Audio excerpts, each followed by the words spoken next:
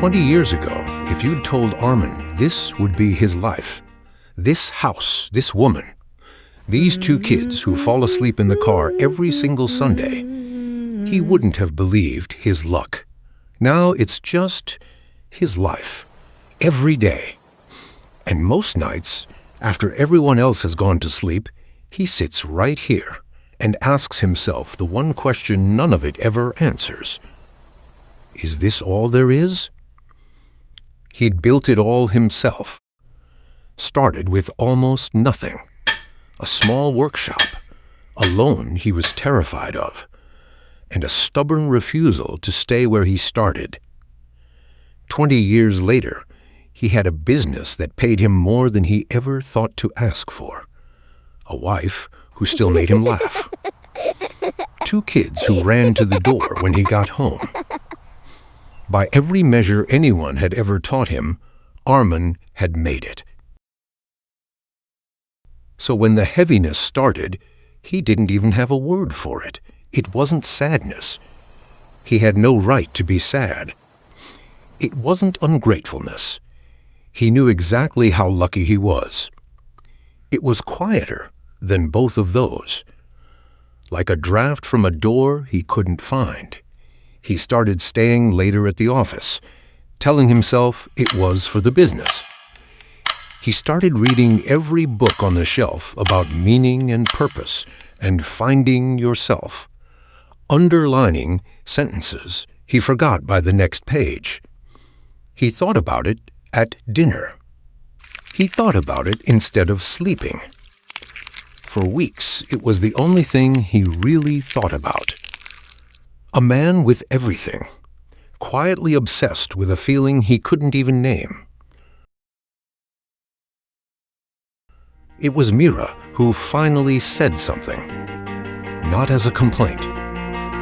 As someone who loved him and was tired of watching him disappear at his own dinner table. You haven't been here in weeks, Arman? Not really. I don't think you even notice it anymore. I don't know what's wrong with me. I have everything I ever wanted, and I'm not asking you to explain it to me. I don't think you can yet. Go away for a few days. Somewhere quiet. No ledgers, no letters. Nowhere you have to be. I don't think you've sat still in your own head in 20 years. Maybe your mind just needs the room to do it. And the business? We'll survive 4 days without you. We all will. Go. So he went. 2 days of walking, sleeping under the stars, eating simply, saying nothing to anyone, which, after 20 years of meetings, felt almost unbearable at first, and then like breathing. On the 3rd day, the weather had other plans. The rain came in sideways. He found a cave cut into the hillside and ducked inside, soaked through, and stopped short. Storm caught you too, Sit, there's room, and the fire doesn't mind sharing. Thank you. I didn't expect anyone else to be up here. Most people don't come up here on purpose, which tells me something about both of us. Can I ask? Why are you up here, alone, in a cave, in weather like this? I made a promise to a friend a long time ago. Every autumn I walk these hills until I keep it. Keep what, exactly? That's between him and me. Your turn.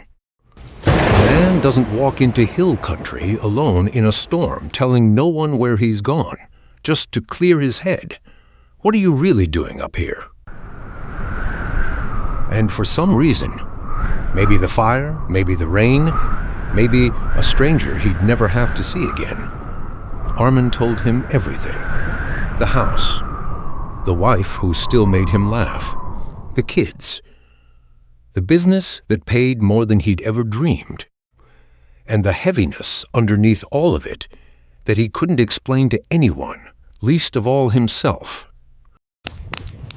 You're not broken, you know. You're just standing in the wrong river. The wrong what? My father used to tell it like this. Every person is given 4 rivers in life. The first is what you love. the thing that makes you forget to check the time. The second is what you're good at, the thing people keep finding their way to you for. The third is what the world around you is missing, the gap that bothers you specifically more than it bothers anyone else. And the fourth is what people will actually pay you for, coin or food or a roof, in exchange for what you offer. Most people only ever stand in one of those rivers. The merchant stands only in the fourth and grows rich and a little hollow. The dreamer stands only in the first and grows broke and a little bitter. But where all four rivers meet, that's the only place a person actually rests instead of just succeeds. You built something remarkable, Arman. I don't doubt that for a second. But from what you just told me, you built it almost entirely out of the fourth river. You never even waded into the other three. So how do I find the other three?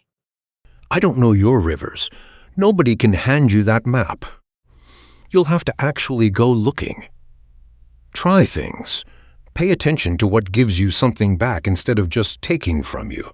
And stop expecting your head to solve it from a desk. I'll tell you now so it doesn't surprise you. I'm leaving before sunrise. I don't wait around once I've decided to move. So if you've got more questions, ask them tonight. I think you've already given me more than I came up here looking for. That's usually how it works. When Arman woke, the old man was already gone, just like he'd said he would be. No note, no goodbye. Just a cold fire and a question that hadn't been there 4 days earlier. He walked home, thinking less than he had in years. He never built another empire after that. His business stayed roughly the size it already was, which, it turned out, was plenty. He still doesn't have an answer for what exactly happened in that cave. He stopped needing one. These days, when people ask if he has everything, he just smiles and tells them, "No, but I have enough, and I'm actually here for it."